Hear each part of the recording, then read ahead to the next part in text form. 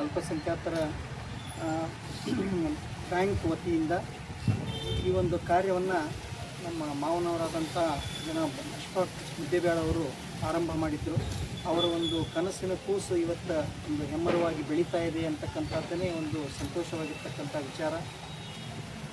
ಅವರ ಅಕಾಲಿಕ ಒಂದು ನಿರ್ಗಮನದ ನಂತರವೂ ಕೂಡ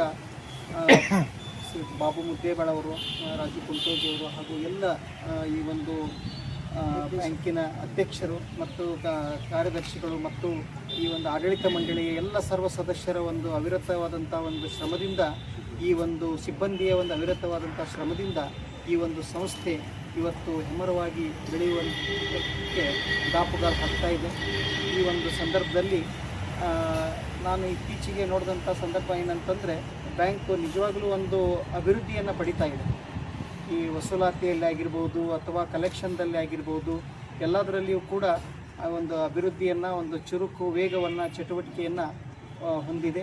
ಈ ಒಂದು ಎಲ್ಲ ಒಂದು ಅಭಿವೃದ್ಧಿಗಾಗಿ ಅಧ್ಯಕ್ಷರನ್ನು ಮತ್ತು ಆಡಳಿತ ಮಂಡಳಿ ಸಿಬ್ಬಂದಿಯನ್ನು ನಾನು ಅಭಿನಂದಿಸ್ತೇನೆ.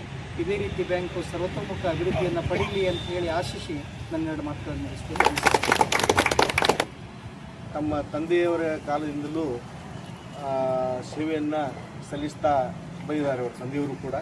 ಹಾಗೆಯೇ ಅದನ್ನೇ ಮುಂದುವರಿಸಿಕೊಂಡು ಅನ್ವರ್ ಅಲಿ ಕೊಂಡೂರವರು ಕೂಡ ತಮ್ಮ ಅವರ ತಂದೆಯವರ ಸೇವೆಯನ್ನು ಮುಂದುವರಿಸಿಕೊಳ್ತಾ ಡಾಕ್ಟರಾಗಿ, ಅಂದರೆ ಆರೋಗ್ಯ ಡಾಕ್ಟರ್ಗಳಾಗಿ ಹಳ್ಳಿಗಳಲ್ಲಿ ಹೋಗಿ ಜನರಿಗೆ ಪ್ರಥಮ ಚಿಕಿತ್ಸೆಯನ್ನು ಅಂತ ಅಂತೀವಲ್ಲ ನಾವು, ಫಸ್ಟಿಗೆ ಅದನ್ನು ಅವರು ನೀಡಿನೇ ನಂತರದಲ್ಲಿ ತಮ್ಮ ಕೈಲಾದಷ್ಟನ್ನು ಹೇಳ್ಕೊಂಡು ಮಾಡಿ ನಂತರದಲ್ಲಿ ಅವರು ಆ ಪೇಷಂಟನ್ನು ಮುಂದೆ ಕಳಿಸ್ತಾ ಇದ್ದಾರೆ.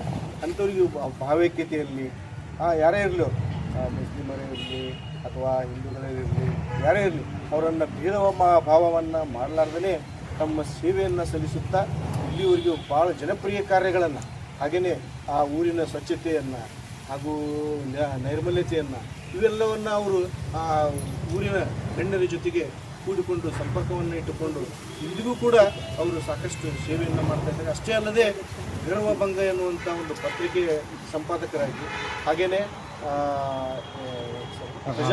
ಪ್ರಜಾ ಅನ್ನುವಂಥ ಒಂದು ಪ್ರಜಾಬಲ ಎನ್ನುವಂಥ ಒಂದು ಚಾನಲ್ನಿಂದ ತಮ್ಮ ಸೇವೆಯನ್ನು ಸಲ್ಲಿಸ್ತಾ ಇದ್ದಾರೆ. ಅಂಥವ್ರಿಗೂ ಕೂಡ ಇವತ್ತು ನಾವು ನಮ್ಮ ಬ್ಯಾಂಕಿನ ವತಿಯಿಂದ ಸನ್ಮಾನವನ್ನು ಕೊಟ್ಟಿದ್ದೀವಿ. ಅವರ ಸನ್ಮಾನವನ್ನು ಸ್ವೀಕರಿಸಬೇಕು. ಅಧ್ಯಕ್ಷರಿಂದ ಸನ್ಮಾನ.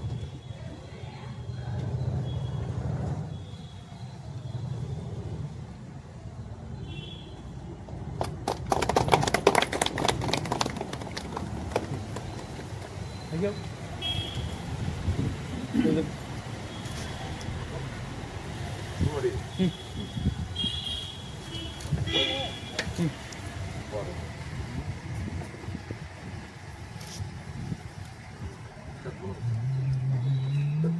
ಈಗ ಕೊಂಡೂರು ಅವರಿಂದ ಒಂದೆರಡು ನುಡಿ. ನನ್ನ ಹೆಸರು ಅನ್ವರ್ ಅಲಿ ಕೊಂಡೂರು ಅಂತ ಹೇಳಿ. ನಾನು ಪ್ರಥಮ ಚಿಕಿತ್ಸಕರಾಗಿ ನಾನು ಮುಂದುವರಿಸಿದ್ದೆ. ನಾವು ನಮ್ಮ ಅಪ್ಪಾರ ಕಾಲದಿಂದ 4 ದಶಕಲಿಂದ 40 ವರ್ಷಲಿಂದ ಪನ್ನಾಕಟ್ಟಿ ಗ್ರಾಮದಲ್ಲಿ ಪ್ರಥಮ ಚಿಕಿತ್ಸಕರು ಅಂತೇಳಿ ನಾನು ಕಾರ್ಯನಿರ್ವಹಿಸುತ್ತಿದ್ದೆ. ಆದ ಕಾರಣ ಭಾವೈಕ್ಯತೆಲಿಂದ ನಾವು ಹಳ್ಳಿಯಲ್ಲಿ ಇದು ಮಾಡಿದ್ದೇವೆ, ಪ್ರಾಕ್ಟೀಸ್ ಮಾಡ್ತಿದ್ದೇವೆ.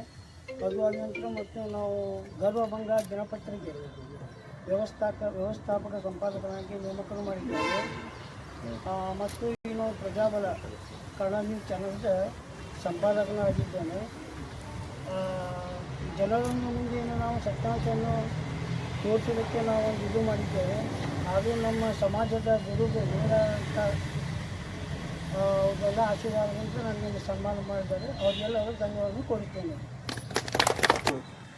ಪರಿಣಿತರಾಗಿ ನಂತರ ಕೌಶಲ್ಯವನ್ನು ಬೆಳೆಸಿಕೊಂಡು ನಂತರದಲ್ಲಿ ಪತ್ರಿಕಾ ಮಾಧ್ಯಮಕ್ಕೆ 2009ರಲ್ಲಿ ಪತ್ರಿಕಾ ಮಾಧ್ಯಮಕ್ಕೆ ಪಾದಾರ್ಪಣೆಯನ್ನು ಇಟ್ಟು ಅಲ್ಲಿ ನಿಷ್ಠೆಯಿಂದ ಸೇವೆಯನ್ನು ಸಲ್ಲಿಸ್ತಾ ಇದ್ದಾರೆ.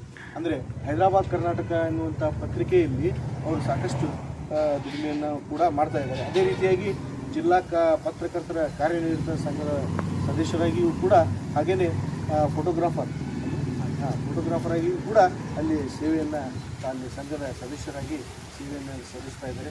ಅಂಥವರಿಗೂ ಕೂಡ ನಮ್ಮ ಸಂಘದ ವತಿಯಿಂದ ಒಂದು ಸನ್ಮಾನವನ್ನು ಇಟ್ಟುಕೊಂಡಿದ್ದೀವಿ. ಅವರು ಸ್ವೀಕರಿಸಬೇಕಾಗಿ ನಮ್ಮ ಅಧ್ಯಕ್ಷರಿಂದ ಮೊದಲೇ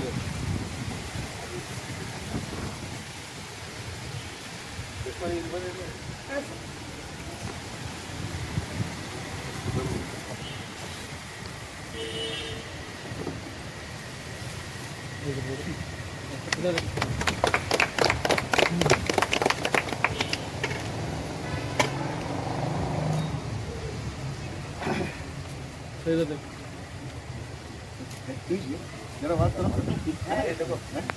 जरा बात करो ಸರ್ವಾಂತ ಅಧ್ಯಕ್ಷರು ಅವರಿಗೆಲ್ಲ ಅಧ್ಯಕ್ಷ ಮಂಡಳಿ ನಮಸ್ಕಾರ. ಇವತ್ತು 20ನೇ ಸ್ವಾತಂತ್ರ್ಯೋತ್ಸವ ಈ ಸಂದರ್ಭದಲ್ಲಿ ಎಲ್ಲರಿಗೂ ಶುಭಾಶಯ ಕೋರುತ್ತ ನನ್ನನ್ನು ಗುರುತಿಸಿ ಸನ್ಮಾನಿಸಿದ ಬ್ಯಾಂಕಿನ ಆಡಳಿತ ಮಂಡಳಿ ಅಧ್ಯಕ್ಷರು ಎಲ್ಲರಿಗೂ ಕೃತಜ್ಞತೆ ಸಲ್ಲಿಸುತ್ತೇನೆ.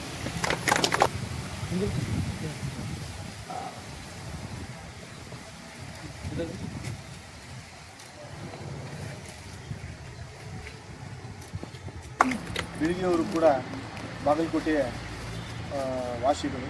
ಇವರು ಸುಮಾರು 16 ವರ್ಷಗಳಿಂದ ಗೌರ್ಮೆಂಟ್ ಹಾಸ್ಪಿಟಲ್ನಲ್ಲಿ ಸೇವೆಯನ್ನು ಸಲ್ಲಿಸುತ್ತಿದ್ದು ಕೂಡ ಅವರು ಇತ್ತೀಚಲಾಗಿ ಒಂದು ಚಾನಲನ್ನು ಓಪನ್ ಮಾಡಿ ಏನು ಮಾಡಿದ್ದಾರೆ, ನಮ್ಮ ಸಮಾಜದಲ್ಲಿ ಮತ್ತು ಹಲವಾರು ರಂಗಗಳಲ್ಲಿ ಸೇವೆಯನ್ನು ಅಂದರೆ ಈಗ ಹೊಸ ಡಿಸೀಸಸ್ ಅವುಗಳನ್ನೆಲ್ಲ ಏನು ಮಾಡ್ತಾ ಇದ್ದಾರೆ ಇವರು ಜನರಿಗೆ ತಿಳುವಳಿಕೆಯನ್ನು ನೀಡುವಂಥ ಉಪಯೋಗವನ್ನು ಮಾಡ್ಕೋತಾ ಇದ್ದಾರೆ.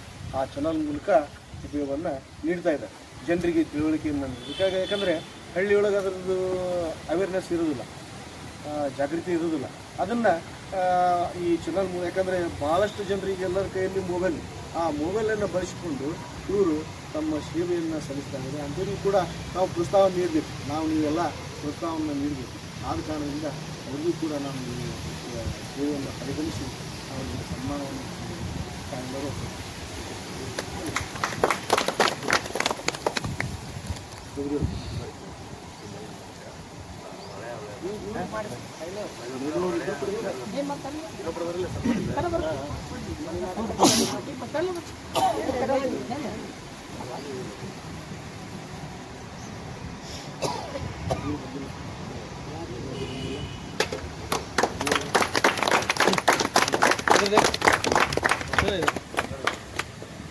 ಅವನಿಂದ ತಗೋಬೇಕಂದ್ರೆ